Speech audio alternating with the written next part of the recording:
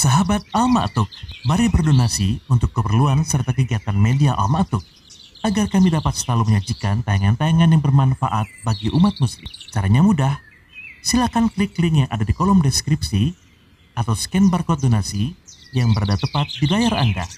Jazakumullah khairan wa barakallahu fikum. Kana illa ala zalimin wassalatu wassalamu ala asyrafil anbiya'i wal mursalin Nabiyyina Muhammadin wa ala alihi wa sahbihi ajma'in. Amma ba'du, fa inna asdaqal hadithi kitabullah wa khairal huda huda Muhammadin sallallahu alaihi wa alihi wasallam wa syarrul umuri muhdatsatuha wa kullu muhdatsatin bid'ah wa kullu bid'atin dhalalah. Ma'asyiral muslimin, jamaah salat zuhur, as-shaimun rahimani wa rahimakumullah jami'an. Siang ini kita lanjutkan kajian kita masih dalam bab yang sama, ya, hadis terakhir. Tapi saya dapat amanah dari bagian takmirnya di bab yang selanjutnya. Jadi insya Allah akan kita bacakan saja 2 hadis. Insya Allah hadisnya pendek-pendek. Ya. Jadi hadis yang pertama masih dalam bab fadlis sahur wa ta'khirihi malam yakhsha tulu al-fajri. Nah, hadis ini diriwayatkan oleh Imam Muslim dari sahabat Amr bin As bahwasanya Rasulullah Shallallahu alaihi wasallam bersabda, faslu ma baina siyamina wa siyami ahlil kitabi aklatus sahar. Bahwasanya Nabi Shallallahu alaihi wasallam bersabda, yang membedakan, yang menjadi pemisah, yang menjadi pembeda antara siamnya kita, puasanya, saumnya kita kaum muslimin dengan saumnya ahli kitab Yahudi dan Nasrani, itu adalah apa? Aklatus sahar, makan sahur. Jadi ini hadis yang pertama. Artinya apa? Hadis ini memberitahukan kepada kita bahwa sebagaimana yang sudah kita ketahui dalam Al-Quran, bahwasanya syariat saum itu bukan syariat yang baru, tapi syariat yang sudah ada sebelum Nabi SAW diutus. Jadi ahli kitab itu sudah saum juga. Nah, yang menjadi pembedanya apa? Saum kita dengan saum mereka. Nabi SAW di sini mengatakan apa? Aklatus sahar, makan sahur. Jadi dulu di syariat ahli kitab yang dulu itu tidak ada sahur. Ketika seseorang sudah tidur, maka tidak lagi boleh untuk makan. Berbuka, makan, ya. Nanti ketika tidur, itu artinya sudah tidak lagi boleh makan. Nah, tapi dalam syariat Islam, setelah tidur, kalau sebelum terbit fajar bangun masih boleh makan, dan justru itu disunnahkan, ya, diperintahkan oleh Nabi Shallallahu alaihi wasallam, dan inilah yang menjadi pembeda. Nah, ini yang pertama. Nah, kemudian yang kedua, hadis ini hadis pertama dari bab fadli ta'jilil fitr, keutamaan menyegerakan berbuka, wa ma yafturu alaih, dan makanan yang dimakan ketika berbuka, wa ma yaquluhu ba'dal iftar, dan apa yang dikatakan, diucapkan setelah berbuka. Hadis ini diriwayatkan oleh Imam Bukhari dan Imam Muslim dari sahabat Sahal bin Sa'id bin Malik radhiyallahu taala anhuma, anna Rasulullah sallallahu alaihi wasallam qala, la yazalun nasu bi khairin ma'ajjalul fitr. Senantiasa manusia itu berada dalam kebaikan selama mereka menyegerakan berbuka. Nah, jadi bab sebelumnya mengakhirkan sahur, walaupun mengakhirkan sahur itu tidak dalam hadis qauli Nabi Shallallahu alaihi wasallam. Jadi tidak ada perintah Nabi Shallallahu alaihi wasallam untuk mengakhirkan saum. Tapi hadisnya adalah hadis fi'li, bahwa Nabi Shallallahu alaihi wasallam sebagaimana yang dilihat oleh para sahabat, ya, bahwa Nabi Shallallahu Alaihi Wasallam itu sahurnya diakhirkan menjelang terbitnya fajar. Nah, adapun bersegera berbuka itu hadisnya hadis qauli, lebih kuat. Nabi Shallallahu Alaihi Wasallam mengatakan, la yazalun nasu bi khairin ma'ajalul fitr. Jadi lihat, berbuka, menyegerakan berbuka puasa, berbuka saum itu dihubungkan oleh Nabi Shallallahu Alaihi Wasallam dengan kebaikan. Selama manusia menyegerakan berbuka, mereka berarti berada dalam kebaikan. Nah, berarti mafhum mukhalafahnya ketika mereka mengakhirkan, mereka berarti tidak dalam kebaikan. Artinya yang lebih baik adalah menyegerakan berbuka. Nah, Sahal bin Sa'id ini sahabat kecil, sahabat sighar sahabah. Ketika Nabi Shallallahu Alaihi Wasallam hijrah ke Madinah, Sahal bin Sa'ad ini umurnya kurang lebih 8 tahun. Dan Sahal bin Sa'ad bin Malik ini adalah sahabat Nabi Shallallahu Alaihi Wasallam yang terakhir meninggal di Madinah. Nah, jadi yang terakhir meninggal di Madinah sahabat Nabi Shallallahu Alaihi Wasallam itu adalah Sahal bin Sa'ad. Sahal bin Sa'ad tadi mengatakan bahwasanya Nabi Shallallahu Alaihi Wasallam bersabda, la yazalun nasu bi khairin ma'ajalul fitr. Jadi ada dua, yang pertama mengakhirkan sahur, yang kedua apa? Menyegerakan berbuka. Nah, kalau kita lihat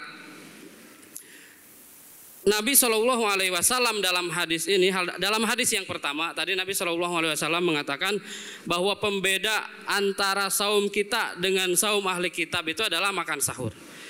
Ya, jadi Nabi Shallallahu Alaihi Wasallam itu seringkali ya memerintahkan umatnya untuk berbeda dengan ahli kitab dalam hal ibadah, dalam hal berpakaian, dalam hal muamalah. Itu kita diperintahkan untuk tidak menyamai mereka, tidak menyerupai mereka.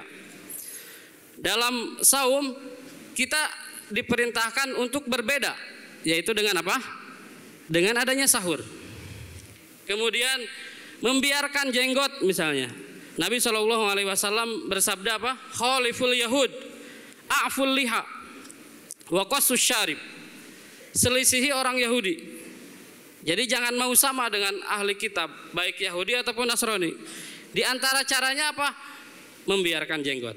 Kemudian menipiskan kumis. Kemudian Nabi Shallallahu Alaihi Wasallam memerintahkan kita untuk makan dengan tangan kanan, untuk menyelisihi siapa? Menyelisihi syaitan, menyelisihi orang-orang kufar yang mereka makannya bebas, mau pakai tangan kanan, mau pakai tangan kiri, yang penting masuk mulut. Seorang muslim tidak seperti itu. Jadi Nabi Shallallahu Alaihi Wasallam mengajarkan kepada kita agar kita itu memiliki semangat berbeda. Nah, tapi bukan asal beda. Jangan kaidahnya khalif tu'raf, kemudian asal beda. Berbeda maka kalian akan dikenal, tapi berbedanya dalam hal negatif, melanggar, pelanggaran. Nah, ini jangan. Berbedanya dalam hal-hal negatif yang kurang. Nah, ini jangan. Berbedanya adalah dalam hal-hal yang positif. Jadi harus selalu unggul, harus punya keunggulan. Orang Islam jangan mau disamakan dengan orang-orang Yahudi, jangan mau disamakan dengan orang-orang Nasrani. Orang Islam itu lebih tinggi derajatnya. Itu. Orang Islam itu lebih unggul daripada mereka. Makanya Nabi Shallallahu Alaihi Wasallam mengajarkan untuk unggul dibanding mereka. Nah, kalau dalam hadis kedua kita lihat Nabi Shallallahu Alaihi Wasallam bersabda, umat ini, manusia ini akan senantiasa berada dalam kebaikan selama mereka menyegerakan berbuka. Nah, ini berbicara dalam konteks kaum muslimin. Jadi kita diperintahkan untuk unggul dengan ahli kitab, juga kita diperintahkan untuk unggul sesama kaum muslimin. Jadi kita jangan mau sama dengan orang-orang yang tidak belajar. Santri Al-Ma'tuk, pegawai Al-Ma'tuk yang belajar di Al-Ma'tuk jangan mau sama dengan orang-orang yang tidak ada di Al-Ma'tuk, yang hidupnya di jalan. Ibadahnya sama, hanya sekedar yang wajib. Bahkan niatnya pun tidak diperhatikan. Kemudian ilmunya juga sama, tidak diamalkan, hanya sebatas pengetahuan misalnya, hanya sebatas wawasan. Kemudian dalam penampilan mazhar, tampilannya juga sama, tidak terlihat, tidak unggul, tidak ada pembeda. Nah, jangan. Nabi SAW pun mengajarkan sesama kaum muslimin pun harus saling berlomba-lomba. Nah, dulu Ustadz Buldan pernah menyampaikan bahwa bulan Ramadan ini termasuk syahrul munafasah, bulan untuk berlomba-lomba, untuk bersaing siapa yang menjadi terbaik gitu. Jadi setiap orang harus memiliki keinginan untuk unggul dibanding yang lainnya. Tidak mesti dalam segala bidang, tidak mesti dalam semua hal. Bisa jadi dalam satu hal, ya, tapi tetap dia memiliki keunggulan. Sebagaimana Allah Subhanahu wa taala menjelaskan dalam Al-Qur'an bahwa manusia itu terbagi menjadi tiga. Faminhum zalimun li nafsi, ada yang menzolimi dirinya. Wa minhum muqtasid, ada yang muqtasid seadanya, ya, mencukupkan dengan yang wajib. Wa minhum sabiqun bil khairat, dan di antara mereka ada yang terus berlomba, terus bersaing untuk melakukan kebaikan-kebaikan. Nah, inilah orang-orang yang terbaik, yaitu orang-orang apa? As-sabiquna bil khairat. Jadi tidak merasa cukup, tidak mau juga sama. Ya, sebagaimana kita juga sering tidak mau sama dengan yang lainnya ketika kita menerima hasil. Ya, seringkali kita tidak mau disamakan ketika hasilnya, tapi prosesnya kita mau sama. Ujian misalnya santri, yang satu belajarnya sampai jam 9:30, ya, kemudian dapat nilainya 100. Nah, yang satu tidak belajar tapi pengen nilainya 100. Mungkin nggak? Tidak mungkin. Jadi ketika kita ingin hasil yang terbaik, maka proses yang harus kita lakukan juga harus yang terbaik. Nanti di surga itu bertingkat-tingkat, darajat. Ya, surga itu memiliki derajat-derajat. Dan Nabi SAW mengajarkan kepada kita, kalau minta itu mintalah surga Firdaus, minta yang paling tinggi. Nah, tidak mungkin kita mendapatkan itu kalau tidak dibarengi dengan amal soleh, tidak dibarengi dengan amalan-amalan yang kita lakukan di dunia ini. Jadi teruslah berusaha untuk memiliki apa? Keunggulan.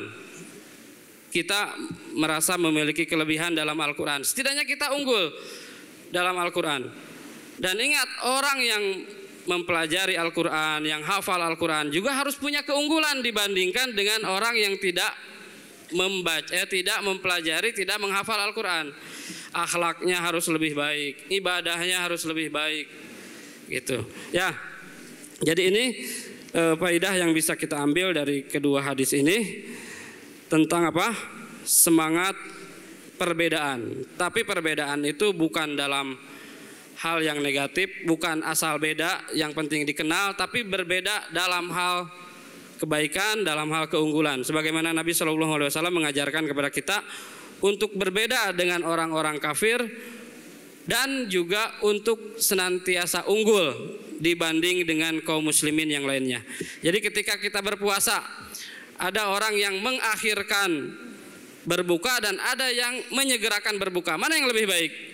Yang lebih baik adalah yang menyegerakan berbuka. Jadi jangan nunggu nanti karena khawatir belum masuk waktu maghrib misalnya, tapi nunggunya sampai puluhan menit. Nah, itu tidak dibenarkan. Nah, ini saja mungkin yang bisa disampaikan pada kesempatan siang ini. Mudah-mudahan apa yang disampaikan bisa bermanfaat bagi saya pribadi khususnya dan bagi jamaah sekalian. Wassallallahu ala nabiyina Muhammad wa ala alihi washabihi wasallam. Subhanakallahumma bihamdika asyhadu an la ilaha illa anta astaghfiruka wa atubu ilaik. Assalamualaikum warahmatullahi wabarakatuh. Sahabat Al-Ma'tuk, mari berdonasi untuk keperluan serta kegiatan media Al-Ma'tuk agar kami dapat selalu menyajikan tayangan-tayangan yang bermanfaat bagi umat muslim. Caranya mudah, silakan klik link yang ada di kolom deskripsi atau scan barcode donasi yang berada tepat di layar Anda. Jazakumullah khairan wa barakallahu fikum.